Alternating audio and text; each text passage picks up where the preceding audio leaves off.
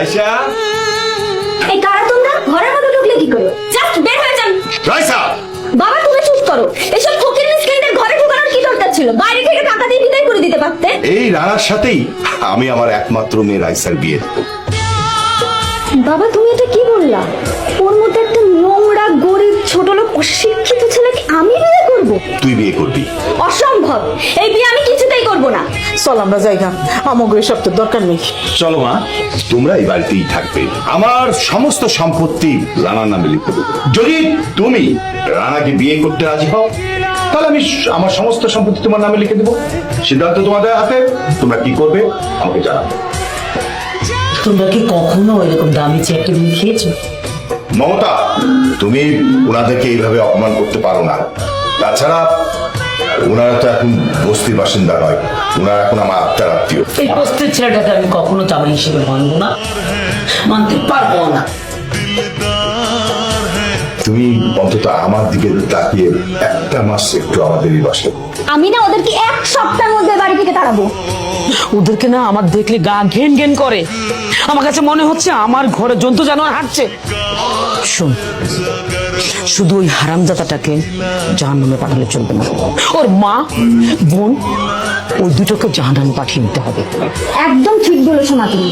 ওর মা আর ছোট বোনকে আঘাত করলে ওকে ক্ষত বিক্ষত করা যাবে। বড় লোকের মেয়েকে বিয়ে করে বড় লোক হবার শখ না, ওর এই শখ আমি হাড়ে হাড়ে মেটাবো। তাই করতে হবে। এটা তুমি কি করলে? তুমি আমার গায়ে হাত তুলেছো কেন? তুমি কি লাশ সাহেবে বেটি যে তোমার গায়ে হাত তোলা যাবে না?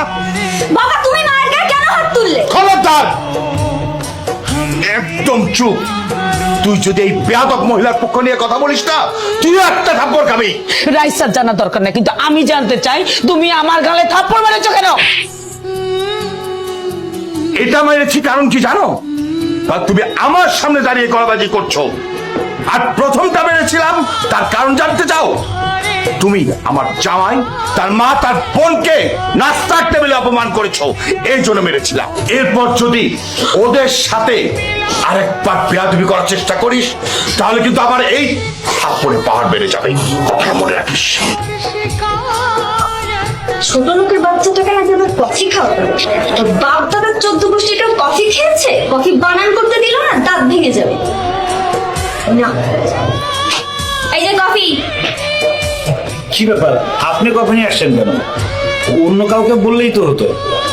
সম্ভব না, আমার ভিলেন মার্কা বাবা আছে না, তার হুকুম আপনার জন্য কফি বানিয়ে নিয়ে আসতে হবে।